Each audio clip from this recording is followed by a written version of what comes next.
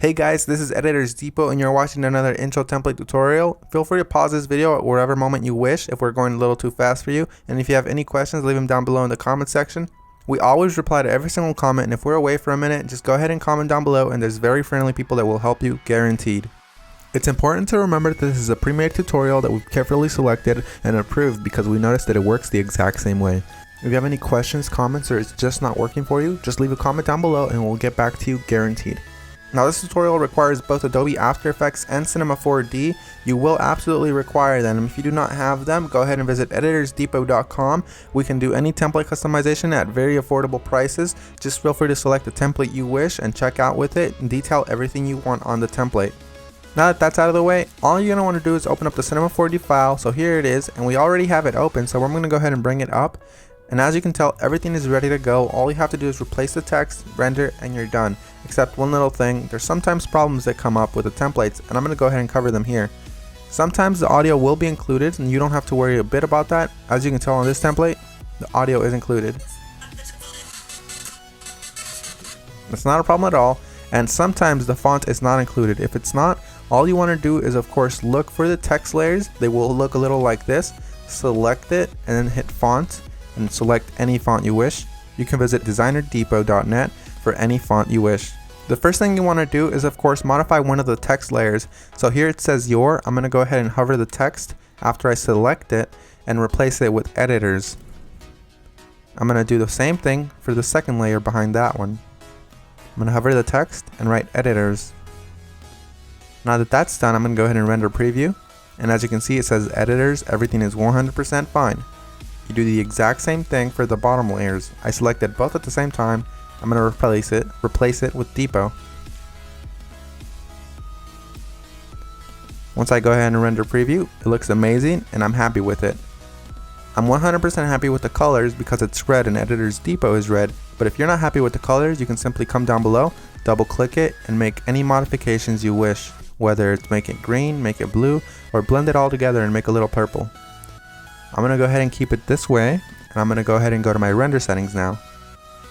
Once you're in the render settings, you're going to want to make sure that your width and height is set to 1920 x 1080 if you have a very good computer or decent computer and you have time. If you have a slow computer and you probably don't have that much time, you make sure you set it 1280 by 720. You want to make sure you tick all frames, and then you go to save. You make sure it has a PNG sequence for a faster render that does not reduce quality at all. And you want to make sure you select file here. Make sure you make a folder for this one render sequence that's alone and empty. Mine is template render, and I'm going to name my every single sequence render. You close that and you begin the render. While it finishes rendering, I'm going to go ahead and open up my Adobe After Effects file and go ahead and get started with that for you guys. As you can see, that says that there's two files missing, so I'm going to go ahead and find them for my computer. So I'm going to wait for it to load, and as you can see it says here that the audio is missing. I'm going to go ahead and double click the file, and I'm going to find it for the computer. It should be included in the template, and if it's not included, we're sorry and we're going to do our best to try to help you, but if it's not, you can go ahead and include any audio you want. As you can see here, it's not included, so I'm going to go ahead and just drag in one of my copyright free files that I have in my library. You can use the one that we're using for this tutorial. Another really quick tip you can actually follow is just close this, right click the file, and go to rename. You can actually copy the entire name if it still has the original name of the song. Then you go back to YouTube, you paste that there, and you download the file from there. You want to make sure it's copyright free and you're not breaking any laws though.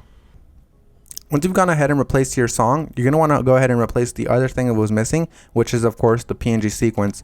It might be a PNG file, .png, or it might be an MP4 file, or anything within those regards, like QuickTime for example.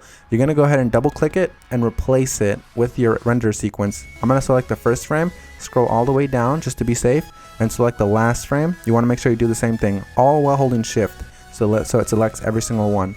You make sure you tick on sequence here where it says PNG sequence. You should have that option for Windows as well. You hit open and it will import every single one, and it'll make it look like a video. That makes your render much faster and it looks the exact same. So we're 100% done. Assuming you have every single one of the plugins required, you're 100% done, and if you don't, you're going to have a black screen similar to this.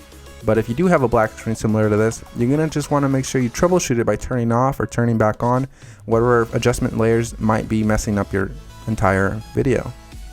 As you can see here, all of the adjustment layers, one of them within these messed up the entire render, so I'm going to go ahead and turn them on one by one.